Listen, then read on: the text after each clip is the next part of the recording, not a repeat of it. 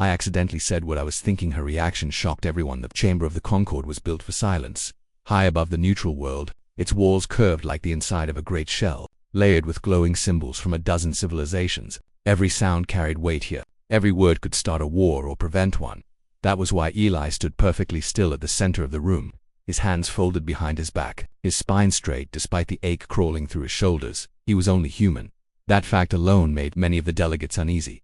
Across from him sat Lady Erin, envoy of the island. Her people were tall, silver-skinned, with eyes like still water under moonlight. Their expressions were subtle, almost unreadable to outsiders. The Ilari had existed among the stars long before humans discovered faster than light travel, and they were watching him closely. The Concorde session had been called after a border incident. Ilari trade vessels had been attacked near a disputed system, and the automated defense grid of the Terran Union had responded with overwhelming force. No lives were lost, but pride had been wounded. Pride, Eli knew, was often more dangerous than weapons. Lady Erin rose slowly, her long robe whispering against the polished floor.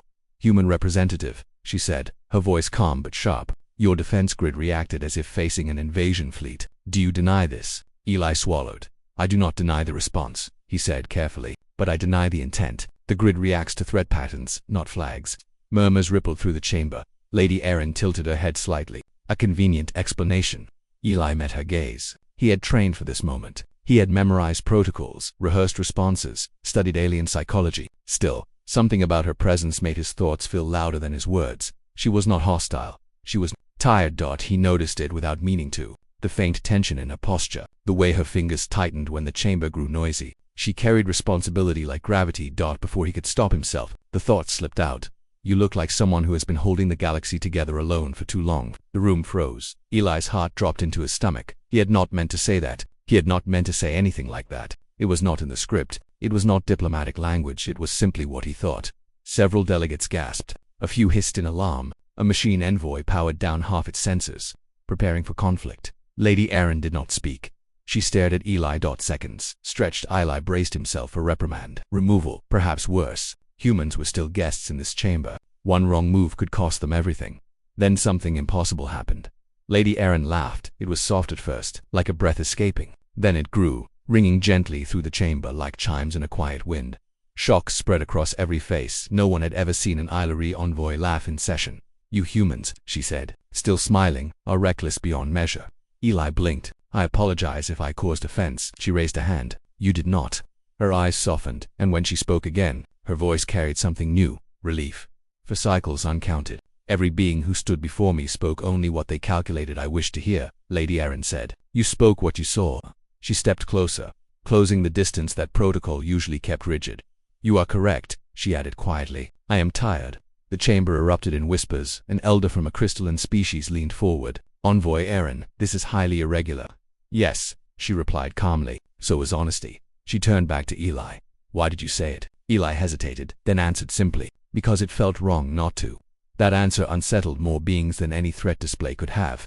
Lady Erin studied him as if seeing something new. "Humans are known for aggression," she said, "for emotional volatility, for war." Eli nodded. "All true," and yet she continued, "You are also known for something else." She gestured toward him. "You see individuals where others see positions."